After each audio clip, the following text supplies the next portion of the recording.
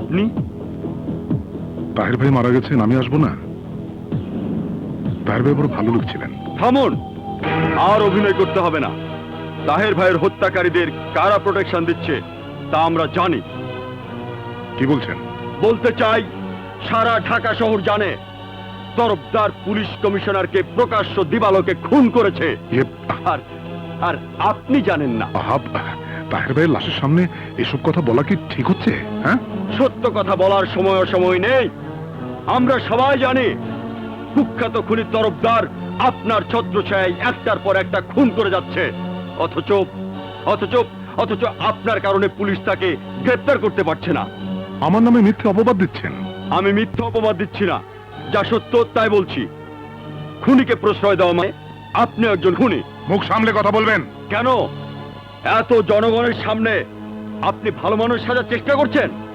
আপনার আপনার মুখোশ আমি খুলে দেব।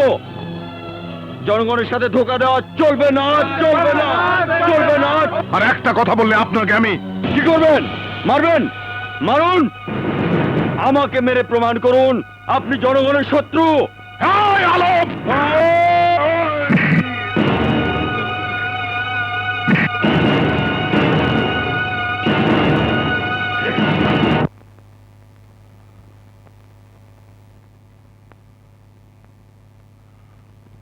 আলম, আমাকে ধাক্কা মেরে তুমি ভেবেছ?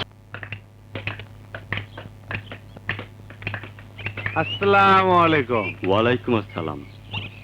আপনাকে তো ঠিক চিনবেন না? নাম শুনলে অবশ্যই চিনবে। অদবের নাম তরফদার। ও তরফদার, হ্যাঁ হ্যাঁ, নাম শুনেছি শুনেছি। তা আমার কাছে কি কাজ? খিয়াগার ডাক নিচালাম তো, আপনাদের দোয়ায় পাইছি। উদ্বোধন করবেন আপনি। তা আমি ফেরিঘাটে গিয়ে কি করব? আপনি ভাবিরে নিয়ে অবশ্যই যাবেন।